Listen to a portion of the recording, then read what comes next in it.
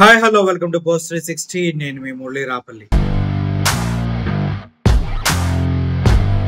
పోసాని కృష్ణ మురళిని 18 కేసులు పెట్టి నానా విధాల హింసించి తనని ఏడిపించి వేధించి నరక యాతనకు గురిచేసి చివరికి చనిపోవాలంది జడ్జి గారు, నా పైన ఎన్ని కేసులు ఉన్నాయో కూడా నాకు తెలియట్లేదు, నన్ను ఎక్కడికి తీసుకెళ్తున్నారో తెలియట్లేదు, ఎక్కడ ఉంచుతున్నారో తెలియట్లేదు, ఏ కోర్టుకు తిప్పుతున్నారో, ఏ పోలీస్ స్టేషన్లో ఏ రోజు ఉంటున్నానో నాకు తెలియట్లేదయ్యా, నా గుండె ఆపరేషన్ జరిగిన వ్యక్తిని ఇంతగా బాధించడం తగదు, మీరు గనక నాకు సానుకూలంగా బెయిల్ ఇవ్వకపోతే మరణమే నాకు శరణ్యం అని వేడుకునే స్థాయికి తీసుకెళ్ళింది కూటమి ప్రభుత్వం. ఇది ఒక రకంగా చెప్పాలంటే పోసాని కృష్ణ మురళి గారు గతంలో చంద్రబాబు నాయుడు గారు అదేవిధంగా పవన్ కళ్యాణ్ గారి పైన వ్యాఖ్యల పైన చేసినటువంటి కక్షపూరిత అరెస్టు, కక్షపూరిత సాధింపు చర్య అని అందరికీ తెలిసినప్పటికీ కూడా ఏమీ చేయలేని పరిస్థితి. అయితే వైఎస్ జగన్మోహన్ రెడ్డి గారు మాత్రం పోసాని కృష్ణ మురళి గారిని వదిలిపెట్టలేదు. గతంలో పార్టీలో ఉన్న వ్యక్తిగా ఆ తర్వాత పార్టీ నుంచి వెళ్ళిపోయినప్పటికీ కూడా జగన్మోహన్ రెడ్డి గారు పోసాని కృష్ణ మురళికి తోడుగా ఉన్నారు. తనని అన్ని కేసుల నుంచి విముక్తి చేసి బయటకు తీసుకురావడంలో పోసాని కృష్ణ మురళి గారి తరఫున సోషల్ మీడియా లాయర్స్ మొత్తం, వైఎస్ఆర్సిపి పార్టీ లీగల్ సెల్ మొత్తం సర్వ విధాల ప్రయత్నించింది. అందులో పొన్నవోలు సుధాకర్ గారి గురించి ప్రత్యేకంగా చెప్పవలసిన అవసరం లేదు. వైఎస్ఆర్సిపి పార్టీ కార్యకర్త పైన ఈగ వాలిన పొన్నవోలు సుధాకర్ ఉన్నాడని ధైర్యంగా ఈగని చంపేస్తారు వాళ్ళు. అంటే పొన్నవోలు సుధాకర్ గారి గురించి ఒక మాట చెప్పాలంటే, ఆయన కేవలం జగన్మోహన్ రెడ్డి గారి కోసమే తన లాయర్ వృత్తిని పణంగా పెట్టి పోరాటం చేస్తున్నాడు.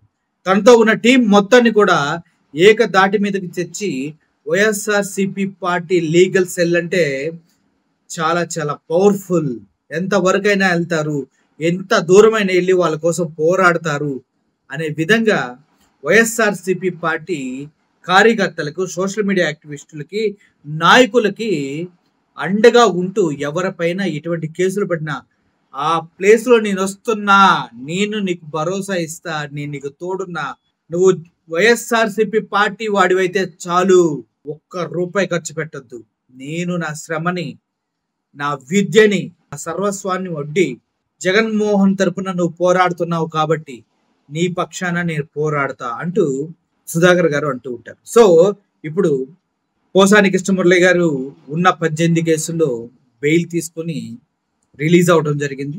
లాస్ట్ మూమెంట్లో మళ్ళీ ఇంకో కేసు పెట్టి లోపలేస్తారేమో అని చాలా మంది భయపడినప్పటికీ అలా ఏం జరగలేదు. పోసాని కృష్ణ మురళి గారి పైన మొత్తం 18 కేసుల్లో బెయిల్ వచ్చింది. ఆయనకైతే కొన్ని కేసుల్లో 41 నోటీసులు ఇచ్చి వదిలేయడం జరిగింది. ఓవరాల్ గా ఇప్పటి వరకు అయితే పోసాని కృష్ణ మురళి గారిని ఏ పోలీస్ ఆఫీసర్ టచ్ చేయడానికి అవకాశం అయితే లేదు. రాబోయే రోజుల్లో ఇంకా కొత్త కేసులు ఏమన్నా పెడతారేమో చూడాలి. ఓవరాల్ గా జగన్మోహన్ రెడ్డి గారికి, పోసాని కృష్ణ మురళి గారికి మళ్ళీ మొదటికి వస్తారా, వాళ్ళ స్నేహం మళ్ళీ కంటిన్యూ అవుతుందా? పోసాని కృష్ణ మురళి గతంలో జడ్జి ముందు చెప్పడం జరిగింది, లోకేష్ నన్ను పార్టీలోకి రమ్మని అడిగారు, నేను రాను అని చెప్పి రాజకీయాలకి స్వస్తి చెప్పాను కాబట్టి నా పైన కక్ష సాధింపు చర్యలు చేస్తున్నారు, అదే నేను టీడీపీ పార్టీలోకి జాయిన్ అయి ఉంటే మాత్రం నన్ను ఇటువంటి తిప్పలు పెట్టేవారు కాదు అన్నారు. నాకు ఇది చూస్తే మోడీ ప్యాటర్న్ ఇక్కడ కనిపిస్తుంది. గతంలో మోడీ కూడా ఎవరైతే రాజకీయ నాయకులు ఉన్నారో వాళ్ళని అక్రమ కేసులు, ఈడీ, సిబిఐ, సిఐడి అన్ని కేసులు పెట్టేసి చివరికి వారు కాలబేరానికి తెచ్చుకొని బీజేపీలో కలుపుకోవడం జరుగుతుంది. అలా నార్త్ లో మోడీ ఒక ట్రెండ్ సెట్ చేసి ఆ ప్యాటర్న్ ని రన్ చేస్తూ ఉంటే, సౌత్ లో మన చిన్నబాబు లోకేష్ గారు కూడా ఫస్ట్ పార్టీలోకి వస్తారని అడగటం, రానని చెప్పినప్పుడు వారిపైన ఉన్నటువంటి అనేకమైన కేసులు పెట్టించి, కేసులు కట్టించి, వారిపైన ఒత్తిడి తెచ్చి చివరికి వారిని పార్టీలో చేర్చుకోవటం, ఇదే డ్రామాగా చేస్తున్నారా అనిపిస్తూ ఉంది. మరి పోసాని కృష్ణ మురళి గారు ఎదురు తిరిగారు కాబట్టి ఆయన పైన కేసులు పెట్టి లొంగ తీసుకునే ప్రయత్నం చేశారు. కానీ పోసాని కృష్ణ మురళి గారు అలా లొంగే క్యారెక్టర్ కాదు కాబట్టి రాజకీయాలకి స్వస్తి చెప్పి వెళ్ళారు. ఈ మధ్య మీకు ఏమర్థం అవుతుంది?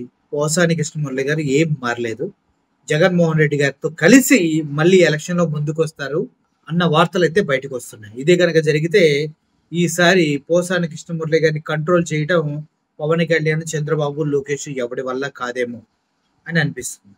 Thank you for watching this video. Murali signing off. ఈ వీడియో పైన మీ అమూల్యమైనటువంటి అభిప్రాయాలు కామెంట్ రూపంలో తెలియండి. Thank you.